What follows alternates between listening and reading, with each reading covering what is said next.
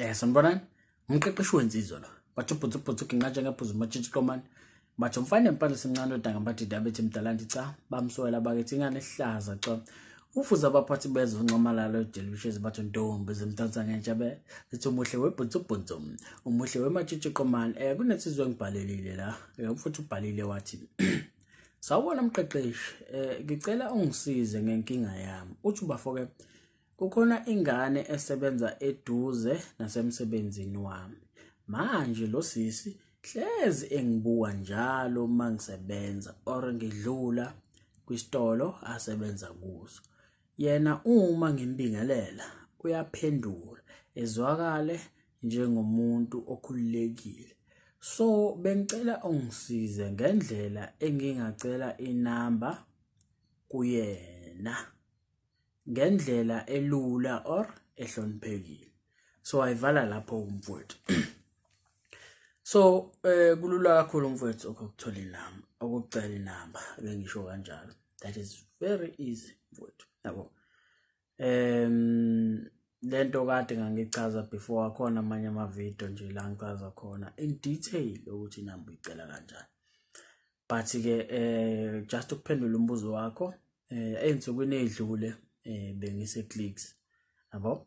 So clicks ngikulayini ngimile nje kulayini sibaningi then bese kufika igame lami usisi lo olapha ethilini avela ngiqhwebe kanje yabo angayipress angazi noma ngizothi ibhell indlento ethi next customer please till number ayibona leyo nto esho kanjalo.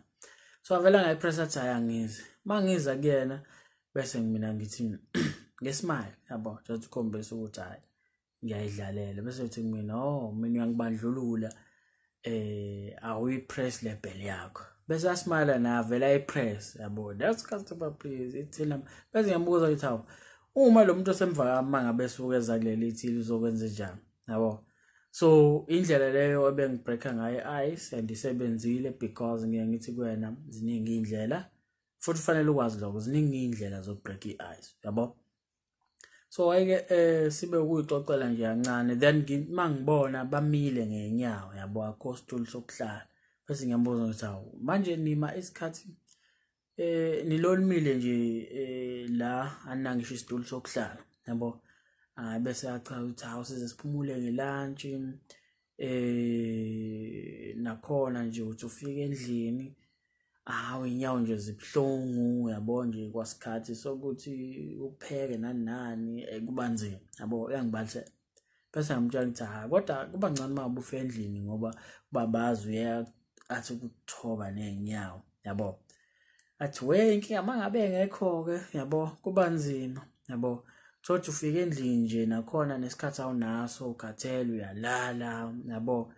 So okunye lokho nje ebesikhuluma ngako why ngikutshela lento ngizama ukukuvezela mfowethu ukuthi awudingi ukuthi uzocreme ukuthi okay kuze mangise ngikule ntomazane zokhuluma ngokuthi no ngeke ngithi kuwena funda uanalyze environment okuyona then wazi uqala ingxoxo nge-environment okuyona yabo. So awudinga ukuthi uzothwala ingxoxo ekhanda lakho hawo ntomazane nje uzohlangana nayo ngizokhuluma ngokuthi yabo ungakwenzi lokho wena buka nje isimo kusona environment around you then you talk about leyo environment kuyona uqala ingxoxo mfethu noma ingani yabo.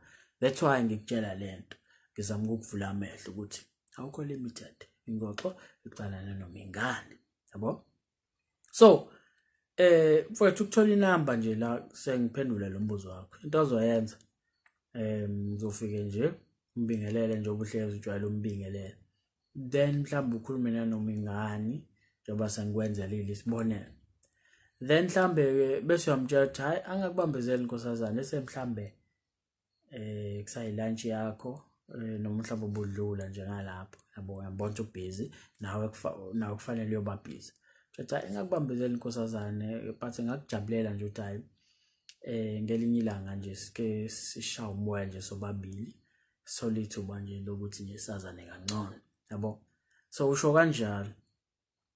So mangabe ethi okay noma ethi anginankinga immediately esho nje kanjalo ujumeza ephaketheni lakho ukhipha ifoni yambuza ukuthi inamba yakho noma mothanda-ke ngicela ungiphe inamba yakho. But nje mangabe evuma nje kade umtshela ukuthi hayi ngakujabulela nje ngelinye ilanga ukuthi nje sishayele umoya sobabili nje sike sithi ukwazana kangcono, ngoba ngiyathemba ukuthi hayi ziningi izinto engayifunda kuwena nje ngempilo, nami for sure kuningi ongakufunda kumina ngempilo.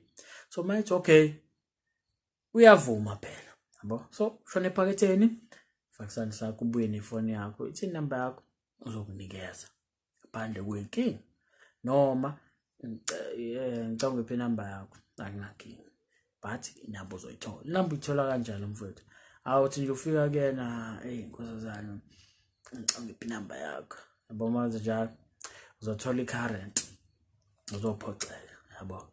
So khulumisa komuntu omdala, komuntu ophusile, komuntu osekhulile ngokomqondo, izinto zakho zenzani zokuhambela kahle yabo.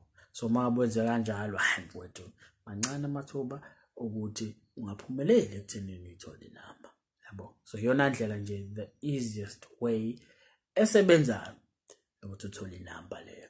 So makabe nesifiso ke mfowethu sokubhalela umqeqeshi wensizwa, ungambhalela kwi-email ethi mqeqeshiwensizwa@gmail.com. Uma nje mina nawe onodaba nje ofisa sibonisane ngalo yabo. Ukhumbuleke mfowethu ukamqeqeshi wensizwa ikhaya lenjabulo, sho mfowethu.